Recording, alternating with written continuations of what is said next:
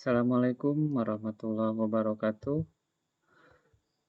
Kali ini kita akan membahas mengenai media pembelajaran PPKN. Untuk kali ini kita akan membahas di bab ketiga dengan materi pengaruh kemajuan iptek terhadap Negara Kesatuan Republik Indonesia dengan tujuan pembelajaran sebagai berikut. Yang pertama, menyikapi pengaruh kemajuan ilmu pengetahuan dan teknologi dengan tetap memegang nilai-nilai ketuhanan Yang Maha Esa. Kedua, bertanggung jawab dalam menyikapi pengaruh kemajuan ilmu pengetahuan dan teknologi dalam Bhinneka Tunggal Ika.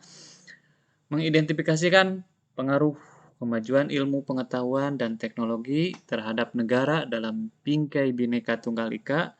Yang terakhir, mempresentasikan hasil identifikasi pengaruh kemajuan ilmu pengetahuan dan teknologi terhadap negara dalam bingkai Bhinneka Tunggal Ika.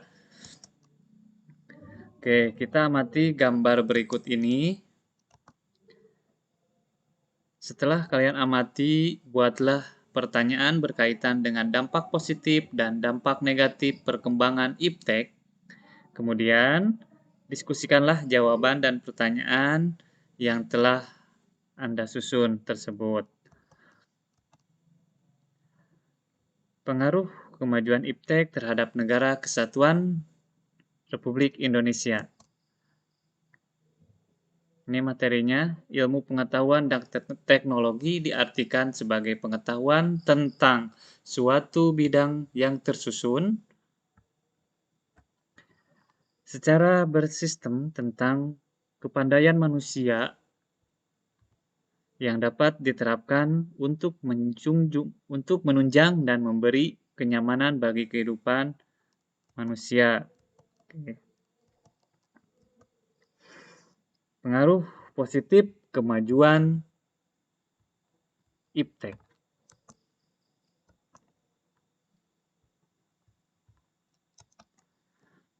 Dalam bidang politik, perkembangan teknologi informasi ini cenderung sangat pesat ya. Yang dulu kita cuma mendengarkan informasi dalam sebuah radio. Setelah itu ada telepon ya, yang mana kita bisa mendengarkan secara langsung dan bisa mengobrol dengan lawan kita dalam sebuah pesawat telepon. Setelah itu kita juga bisa melihat ataupun mendengarkan gambar serta suara informasi dari televisi. Nah, setelah televisi pada zaman sekarang terdapat smartphone ya, yang dimana kita bisa melihat berita-berita dari internet, dari searching dari Google dan sebagainya. Oke, semua alat telekomunikasi informasi ini bertujuan adalah menginformasikan informasi dari pemerintah ya. Contohnya calon pejabat atau anggota dewan dapat menggunakan media sosial di internet untuk menyampaikan dengan biaya yang relatif murah ya. Jadi kita bisa melihat bagaimana visi misi calon-calon perwakilan rakyat kita ya, yang nanti akan kita pilih saat pemilihan umum. Oke, setelah itu kita juga bisa memilih presiden dan wakil presiden kita. Oke, selanjutnya dalam aspek ekonomi ini meningkatkan produktivitas yang biasanya itu ada investasi ya. Investasi itu datang dari mancanegara ataupun negara-negara yang ingin berinvestasi di negara kita, itu sangat menunjang kemajuan perekonomian kita. Ini adalah salah satu di mana sebuah produk ya, mesin dirangkai oleh sebuah robot ya untuk membuat sebuah produk. Nah, ini juga sama ya, mesin pembuatan kain. Terus ada juga di bidang ekspor makanan atau pasar nih, terdapat pasar-pasar tradisional yang yang akan memajukan perekonomian sebuah negara. Terdapat juga produknya ini sebuah mobil. Nah, ini juga ada mesin-mesin penunjang untuk mengangkut sebuah barang hasil produk ya. Nah, pada zaman sekarang eh, tidak hanya pabrik ataupun pasar-pasar tradisional, ada juga pasar online di mana kita bisa belanja lewat handphone atau smartphone dan duduk manis di rumah, kita pesan sebuah produk dan nanti produknya dikirim ke rumah. Contohnya ada aplikasi Shopee, Aku Laku untuk meningkatkan pasar sebuah negara ya. Oke, ini di aspek ekonomi. Setelah itu di aspek sosial budaya,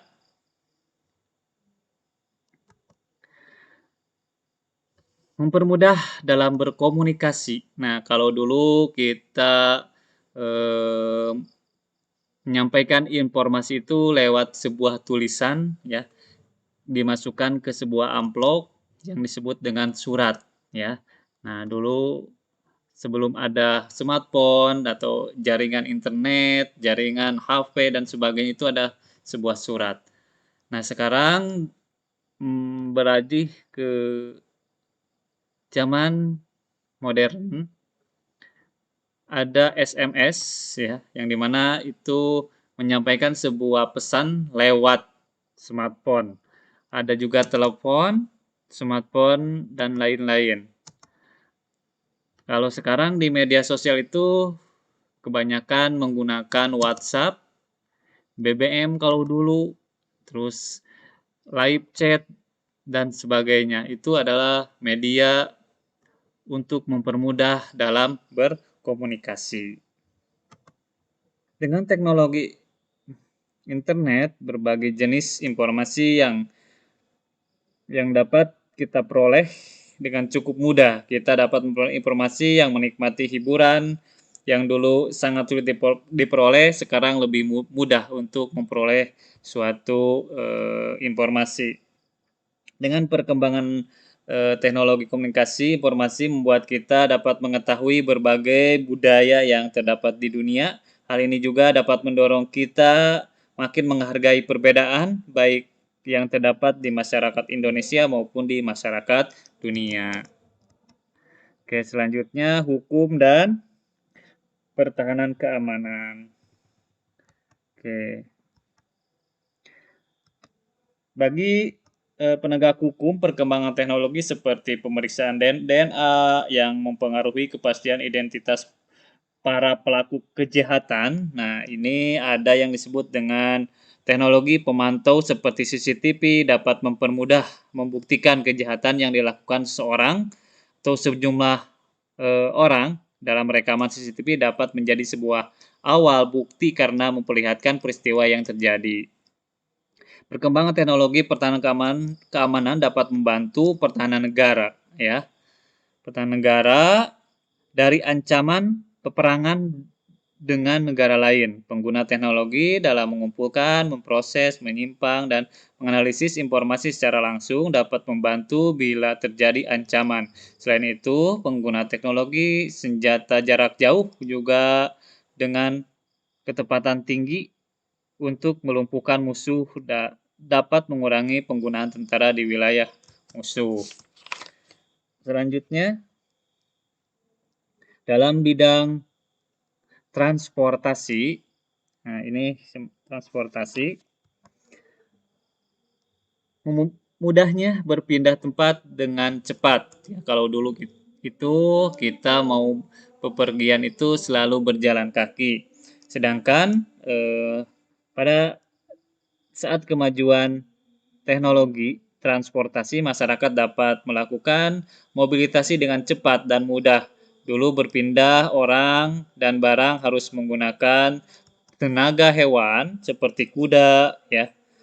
Sehingga pendistribusian waktu itu sangat lambat. Namun pada saat ini telah ada kereta api, mobil, dan pesawat terbang, memudahkan proses pendistribusian barang